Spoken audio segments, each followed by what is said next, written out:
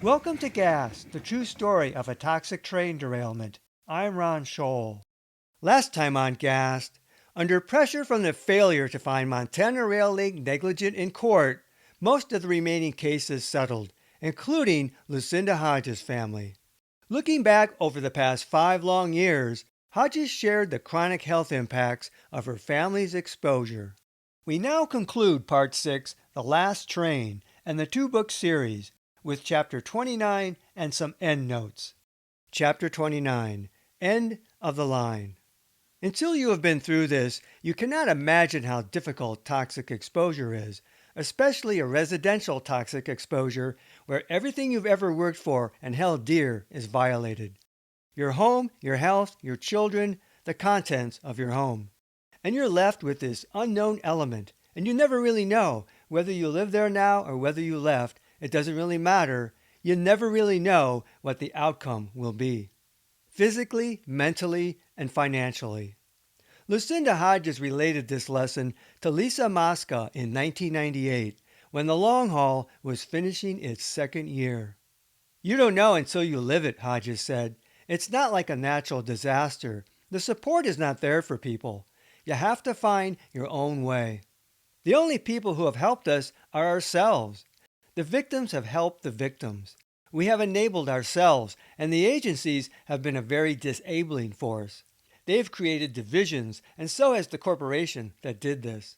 Their actions have created more disharmony in the community, and only our own support system has pulled us through this. Mosca asked Hodges what she wished for. If I had a wish, of course I'd wish it never happened. But if you can't have that, and if the railroad would be acting responsibly like they should have, if people were not comfortable or could not go home for health reasons, I think people should have had the choice to say, no thank you. That's not the property I bought. If they'd had the opinion to say, you buy it, I'm not going back. I need a new life. Hodges felt such compensation should be an option for anyone going through toxic exposure in their home. If people wanted remediation, she said, they should have had remediation. If people had needed care, they should have been told the best places in America. We weren't even told where you could go to be treated by an environmental doctor. MRL could have mitigated so much damage when they released those chemicals by at least seeing that we went to the right doctors and were given the right information to learn how to live with chemical injury. Information is critical. What would Hodges say to the owner of MRL, a local man who said nothing to the community poisoned by his company's derailment? What I would say to Dennis Washington, if I could talk directly to the man, is that he's an extremely wealthy individual, worth about $1.5 billion in 1998. And within his own wealth, he could make right the problems that he created with his corporation. And it would put his family out not at all. And he has put my family out almost on the street, and hundreds of others. Why have you done this? You don't even need an insurance company. You have resources to right what your corporation did. Do it. Help us. Beverly Ridenauer offered her lessons to Mosca that year. I don't keep bleach in my house anymore. I never used to think twice about picking up bleach at the store and bringing it home. Never thought twice about it until this happened. I can't use it now. I use peroxide instead. I use peroxide for my whites. It works great. I don't buy bleach paper if I have a choice. People use it because they think it looks prettier. You throw it away, whether it's white or it's brown. I don't support the industry anymore. That industry has harmed me and my family. I think it was uncalled for. I also think that if the rail had been maintained, we probably wouldn't have been harmed by the industry. But I also learned a lot about chlorine and what it can do. Ridenauer also offered a lesson in toxicity to Missoulians after the 2000 derailment at the Lothrop siding on the heels of Alberton and the runaway train. What's going to happen when it spills in Missoula? What's going to happen when it spills in your backyard, folks? Every time they derail, they're getting a little closer to Missoula, a little closer, a little closer. It's going to happen in your backyard, and you're going to want compassion from everybody around you. Ridenauer knew people had heard a story, but not the story. In 1999, Hodges began looking to the future. Eventually, we would like to change the name of the group again and make it more of a true chemical injury advocacy group beyond Alberton on a national level. ACCERT, a Citizens Chemical Emergency Response Team. It's a whole lot easier to say than ACCEH, she laughed. We would be involved in getting information to people. How do you find out about getting an MSDS? And have a team of people like Hope and Lisa with science backgrounds who can offer expertise in that way. Have a team of experts that we could consult with, like Dr. Kilburn. Battling illness, Hodges saw that we can't help ourselves completely. We tried to. Now she wanted to help others in the same situation. She also wanted to help change laws and offer advice, to make it so another community isn't hurt by ATSDR or bad response by the EPA, she said. That's how she envisioned changing her story. A new beginning. In 1998, Hodges transferred ownership of her Alberton home to her husband, Mark Hansen. As of 2002, the bank continued to back off on foreclosure. Meanwhile, the settlement's over. Hansen fully relocated to Missoula with Hodges. Their marriage survived the Alberton spill, and they had another child together. In 2015, the house on Railroad Avenue stood with boarded windows, a Ralph Nader for President sign in one front corner, a relic from the 2000 election. Abandoned after the Milwaukee Railroad disintegrated and abandoned once again. The old Merc. A family had made it their home. Upriver across the dancing waters, the Lothrop pine still towers along Bible Lane, spreading shade over the track, a survivor in the heart of a town long extinguished. One author wrote of Lothrop's oldest remaining relic, "Gazing into the wide branches, one can only wonder what events occurred in its long life, and perhaps what the future will be here. What a strange trip it had been." End notes. In 2001, Missoula industrialist and Emerald owner Dennis Washington rose to 136th in the rankings of the richest people in the world, with an estimated worth of $1.6 billion. However, his net worth dropped $100 million as his construction firm, Washington Group International, filed Chapter 11, following purchase of Raytheon Company's construction division. While Washington never apologized to the victims of the Alberton chemical spill, he apologized publicly to WGI stockholders for the bankruptcy. "I feel sorry I made you suffer for that," he said. Missoula rural firefighter John Fiddler received a Heroism Award by Firehouse Magazine and a Governor's Medal of Valor in 2001 for saving the life of a woman during a fire in 2000. Fiddler retired after 30 years' service in 2013. He died of cancer in 2016 at age 63.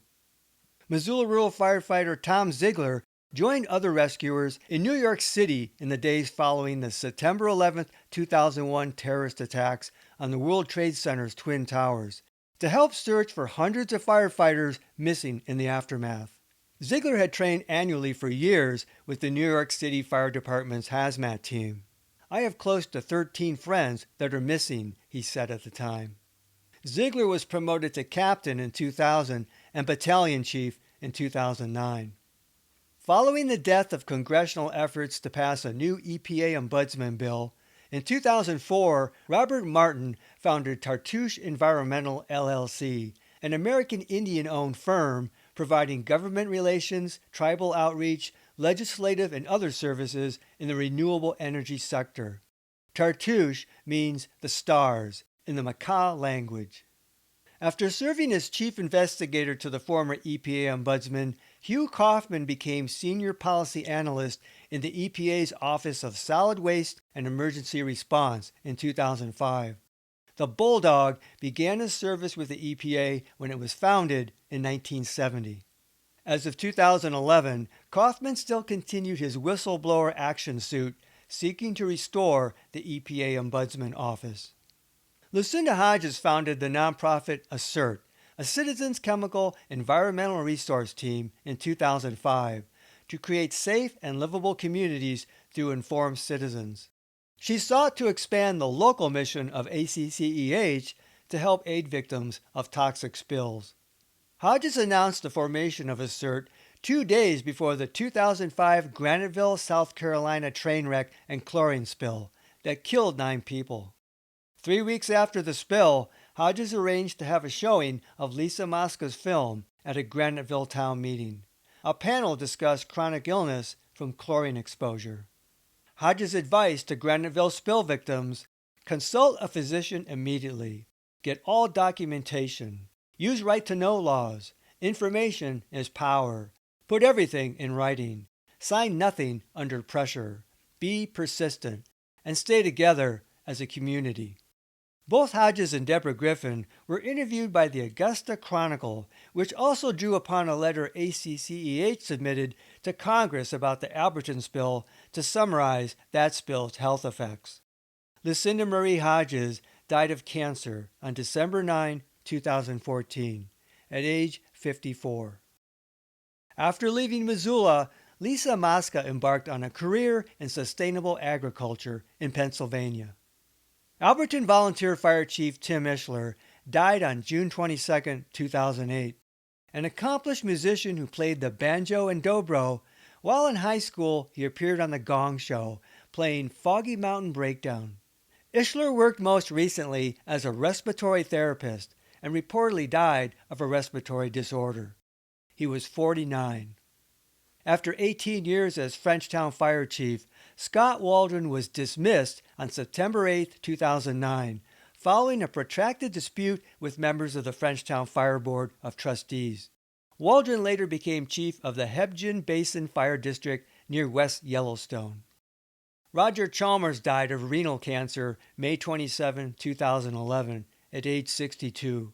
In the year prior to his death, he spoke out passionately about the pain-alleviating benefits of medical marijuana, both for his glaucoma and cancer, at a time when the Montana legislature was debating repealing voter-approved medical marijuana use. Chalmers was a campaigner to the end. Toxicologist Chris Weiss left the EPA at the end of 2010 and joined the National Institutes for Health. In December 2012, Alberton received a grant under the Affordable Care Act to build its first health clinic. Dr. Kay Kilburn died in 2014 at age 82, ending a life dedicated to researching and treating victims of chemical exposure. In 2015, Steve Way was the EPA lead on-scene coordinator for remedial work on the Gold King mine along the Animas River in Colorado, when contractors led by a fellow OSC triggered the infamous blowout that heavily contaminated the river with 3 million gallons of toxic sludge. Way was intensely criticized by Congress concerning EPA activities around the mine and insufficient planning. After 32 years with the EPA, Way retired in 2016. Way was otherwise commended for an exemplary career regarding the Washington, D.C. anthrax mitigation and the World Trade Center and Hurricane Katrina recovery efforts. In 2022, BNSF and Montana Rail Link announced the early termination of MRL's 60-year lease in order to expand BNSF capacity. Freight business was booming. Because of volume guarantees, MRL had, quote, little incentive to lay new track or hire more train crews to support BNSF volume growth and seasonal traffic surges. Perhaps Burlington Northern Santa Fe had learned a lesson from 1996. This concludes Gas, the true story of a toxic train derailment. I'm Ron Scholl. Thanks for listening. This podcast is adapted from the book Gas, the true story of a toxic train derailment. Visit Amazon.com to see the 2-book series. To access support material in the book, such as maps, photos, illustrations, and video links, visit my Facebook page Gas, the true story, or watch my Gas playlist on my YouTube channel at RL Scholl.